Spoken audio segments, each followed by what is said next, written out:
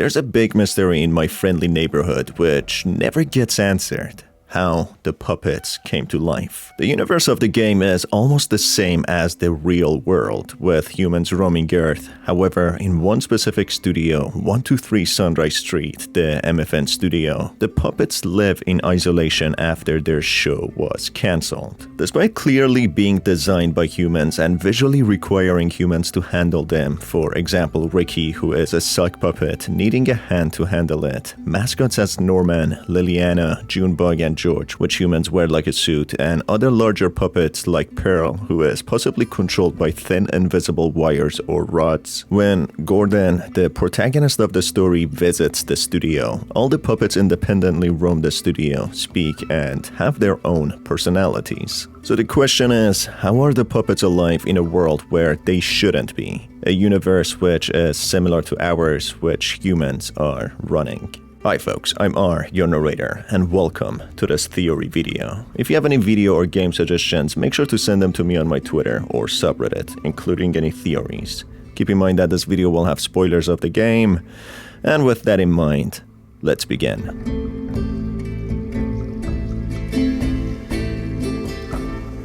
Despite there being no clear answer how these puppets have come to life, with Gordon even treating it very normally as if live puppets are a thing in their universe, there's no other evidence of any other inanimate toys or puppets being alive apart from the ones in my friendly neighborhood. The fact that they were designed in such a way to require humans also contradicts the idea that puppets can simply be given life and live in this universe. Although this seems to be the actual canon plot that the puppets are alive just because it's normal in this universe with no underlying mystery, using the backstory of the game and some other pieces of information scattered around in the newspapers and notes, we can have our own creative alternate plots or interpretations. I have a couple of theories, or better put, my own alternate non-canon interpretations which in some way align with the canon story. I'm gonna go over one of the theories in this video. As the part with how puppets have come to life is left for each player's own interpretation, I can't deny I had my own metaphoric and poetic intake that the puppets came to life and had been given life due to children's limitless imagination,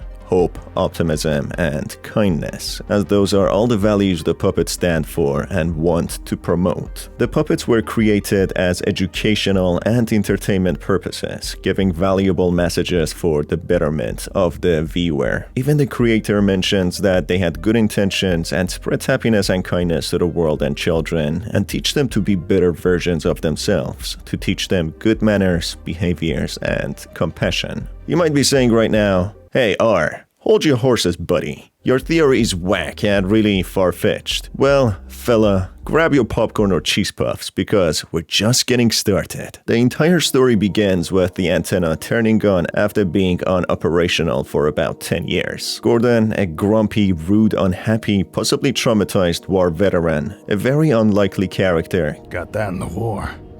Last time I stick my neck out for someone. gets tasked to disable the antenna as my friendly neighborhood is broadcasting on top of normal programming and ruining the network. The very first character Gordon meets is a hyper and friendly yet wise Ricky who urges Gordon not to disable the antenna, but despite that, he gives him all the tools and guidance throughout the way which he needs just to do that. So in a way, Ricky seems to be giving Gordon options but urging him to do the right thing, which is not turning off the antenna. As the puppets are made of hope and kindness, Ricky helps Gordon, but he knows if the antenna is disabled, it would lead to their ultimate demise. It felt like we were dying, Gordon. We all got a little twisted then, but some of us. What's the matter with you? Don't you want to be our friend? Okay, I admit we're not at the top of our game, but you can't throw us out just because we've made a few mistakes. I'm just doing my job.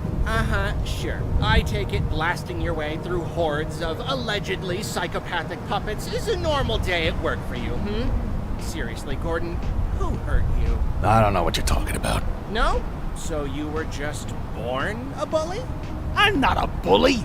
Surprised you're not a detective. They're always bashing down doors and brandishing guns. Or maybe a GI. Give you a chance to rampage through some small defenseless... Don't say that, Ricky. Say what? Don't talk about the war. Think about it. Why do the puppets so desperately need to be back on air? Why do they need to be watched so badly and spread their message? Well, back to the theory. Without hope and kindness existing in the world, the puppets seem to die, as that's their true essence, and the world becoming darker, gloomier, more dangerous, and as we learn, everyone living for themselves and not caring about one another, the puppets would simply be deprived of the essence that created them and keeps them alive, leading to them just die. The puppets were created in 1968 during a brutal war which resulted in 100,000 casualties. It started in a way of promoting hope and kindness towards each other to help people in the worst times and overcome the effects of war and its trauma. The war ends in 1972 after 20 years, but regardless, the people seem to be worse off and progressively getting even worse, not able to shake off the tragedy of war. They blame the veterans and soldiers for participating in such a war, killing so many in a war that they shouldn't have been involved in, calling the veterans murderers. The show runs for about 15 years until 1983 as the public loses interest and finds the show to be very irrelevant in the current climate of media and life, instead choosing to watch crime and more violent and traumatic news, becoming more and more unhappy, angry, and unfriendly. I just had this insane sense of emptiness and terror, and I just I don't care who she sees. We're not even married anymore.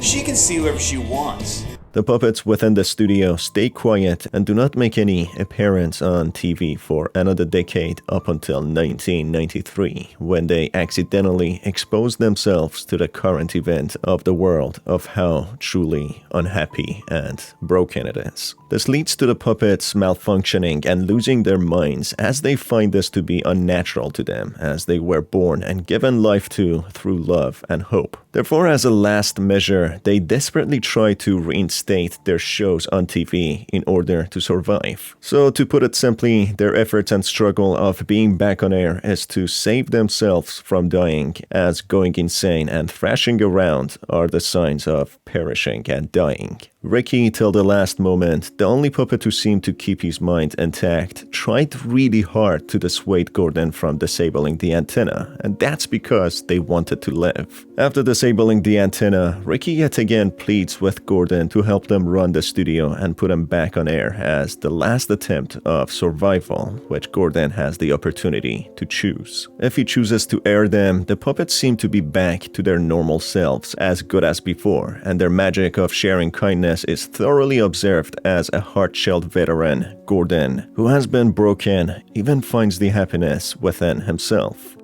First time I ever saw a movie as a kid, there was this scene of a man riding into this big blazing sunset, and I remember when it came up, it just caught me. I don't know if it was the plot or the music or what, but my heart just suddenly leapt, like I had just heard an old friend calling my name.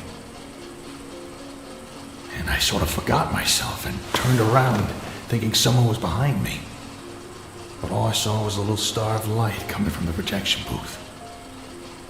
No one else turned around. They all were just focused on the screen. But it felt so real, so solid.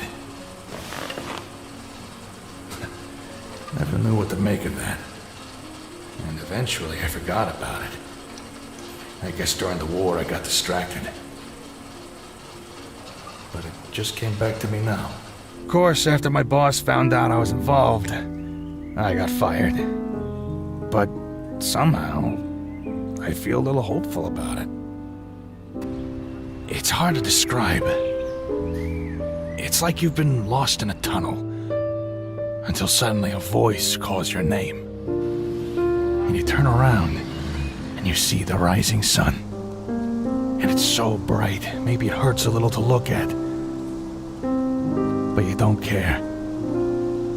Because it's leading you home. Therefore, the happiness the puppets spread, the kids' imagination, keeps the puppets alive as it fuels their essence and existence. On the other hand, if Gordon chooses not to help, he never sees the show ever again, and he slowly starts to forget he ever had encountered the live puppets, which means that they die after their last desperate attempt of sharing happiness and surviving. That's why we hear Ricky criticize Gordon of being such an unhappy person when he refuses his offer of helping them run the studio.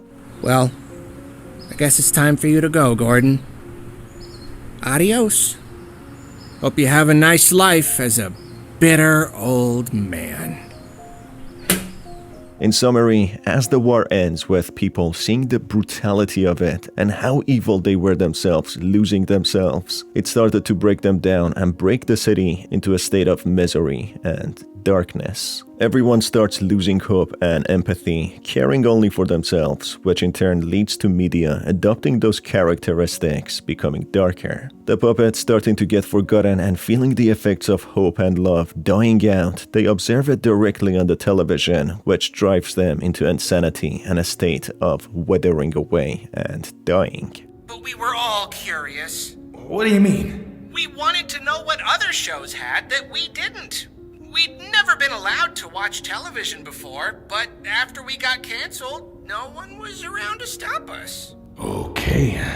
So we turned on one of the old sets, expecting to see something amazing. But it wasn't amazing. It was mean. It felt like we were dying, Gordon. We all got a little twisted then, but some of us. We never really find out in the game why the puppets so badly need to be back on the air. So maybe being back on the air and sharing happiness and kindness is the way that they can survive. So essentially, they are beings born of light and love, and only way that they can maintain themselves is by seeing and feeling those values. But as the city and country gradually loses itself and starts breaking apart, the puppets directly feel the impact and want to reverse it. So, the so unlikely character, a grumpy and unhappy war veteran by the name of Gordon O'Brien, becoming the person to help the puppets run their studio, instantly makes the puppets come alive. Hence why him showing kindness to them instantly vitalizes them and makes them regain their purpose and whole again. That directly proves to the puppets that the kindness is well spread and that they will live on. You don't have to do this! I don't want you broadcasting, Ricky. You're gonna hurt kids. Hurt them? Gordon, we want to help them. They need us. You need us. For what? For what? Gordon, look at this city.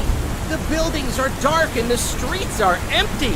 No one knows how to be a friendly neighbor. It's a city of shuttered up hearts, and they need someone to let in the light. I don't think that's you, Ricky. You know why I think we got canceled? Why? Because people like darkness more than light. Why would they do that? Maybe it makes them uncomfy because it shows how messed up they are. What are you talking about, Ricky? I'm talking about our show, Gordon.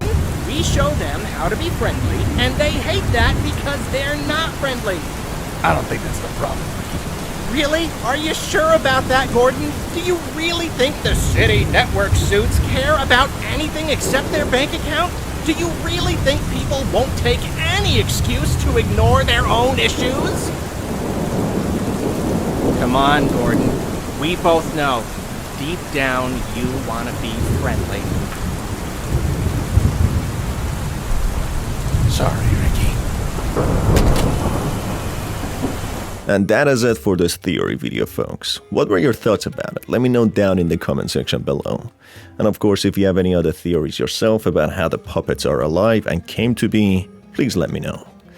Anyway, folks, it's been R, your host. Thank you for being here, and I will see you on the next one.